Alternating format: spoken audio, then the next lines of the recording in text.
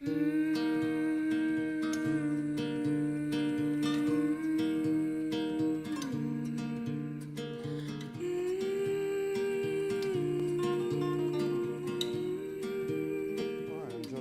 I'm the Amon G. Carter Senior Centennial Professor of Communication here at University of Texas in the Radio, TV, Film Department.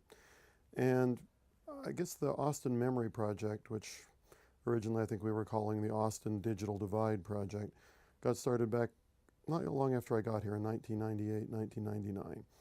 I came here to primarily do global things. I had been looking at these kinds of issues in places like Brazil, but frankly, I really hadn't thought about looking at digital divide, digital inclusion, any of these issues in the United States. I was mostly an international and global guy. But I got here and put my kids in magnet schools at Keeling and Johnston over on the east side and began hanging out at those schools and began to notice just how under-resourced the schools were in things like modern computer technology, computer labs, networks, and digging a little deeper, beginning to talk to kids and teachers. A lot of kids not being at all familiar with computers. So here's my son in Keeling who's been using a Mac since he was 2, computer literate before he was literate, and he's in school with kids who've never seen a computer till the 5th grade. And so I began to realize that there was a huge inequity here.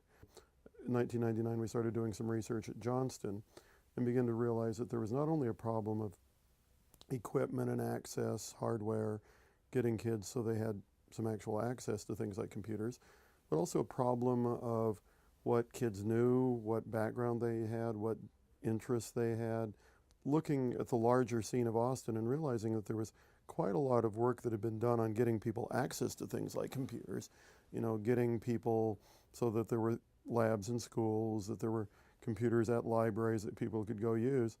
And I began to realize, okay, it's not just a question of putting the labs in, it's how do you get the information out to people? How do you find out what people are interested in? And so we began to dig into it. Why was it that so many people were growing up over on the east side with so little awareness and so little background knowledge compared to people over on the west side of town where most of us, where a lot of us lived?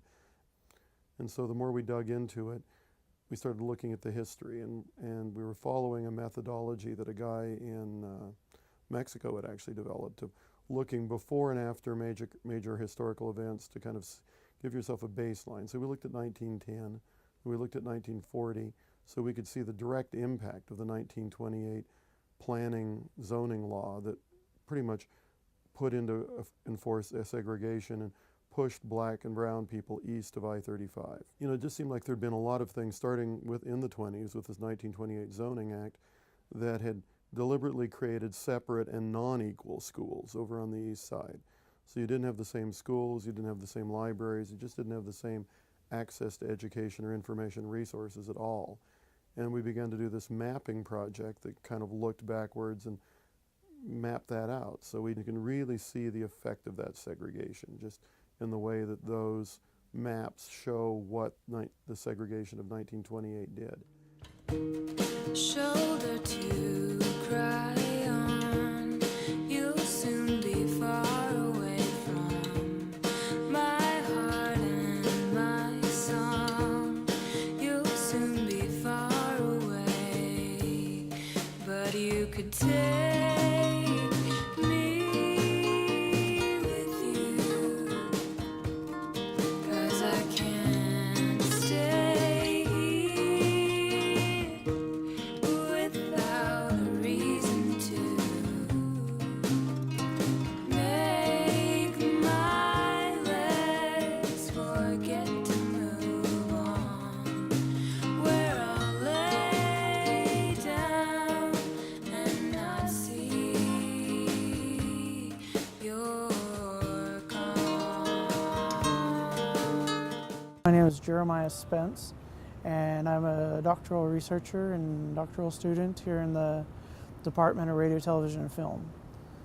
We did a historical mapping project, which is online at austinmemory.org, where we mapped 100 years of cultural resources in Austin. We have a tool that I developed during my master's program called the socioeconomic genogram that is a quantitative method for studying trajectory and change in families over generations. And we've done about 170 in-depth interviews with members of the community here in Austin. Before 1925 or so, Austin was a semi-integrated city. Everyone lived downtown. After 1925 or so, there's specific policy efforts made to segregate the city and move the African American population between 7th Street and 20th Street east of East Avenue, which is now I-35, and to move the Latino population between the river and 7th Street going east, including out into the communities of Gold Valley and Montopolis. And looking at the maps, you can see, from then that point, 1920 on, how these populations move or didn't move. And so that in the case of African Americans, they stayed specifically within that neighborhood, between 7th Street and 20th Street east of I-35. And the population just kept growing.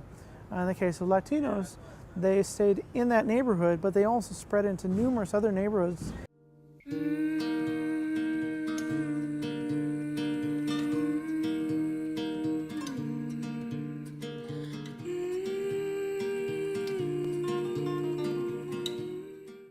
We started looking first at the Technopolis, and then we started looking at the digital divide within the Technopolis, and then looking to some degree at the history of segregation for an explanation. Why was it that parts of the city were languishing while parts of the city did really well? And so for the last 10 years, there's been several moments where we did research for the city or for the state to kind of give them a sense of how the problem was growing. So we've tried to have an input into city and state policy making.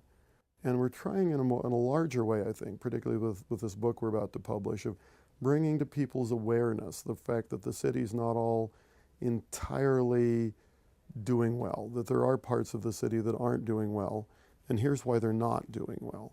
That they got caught in this digital divide whose causes go all the way back to segregation, and that I don't think we've ever quite fessed up to that and really dealt with that. And I guess if I have a bigger ambition than just working with some of the programs designed to address this problem, I'd like to bring it to people's awareness that we do have this problem of pretty severe inequity. Even though this is a cool town, fun town to live in, very hip and liberal town, there's some stuff we just haven't dealt with. Wave that I ride on, you'll soon be out to sea. New hearts and new songs, you'll soon be deaf to me. But you could take me with you, 'cause I can't stay here without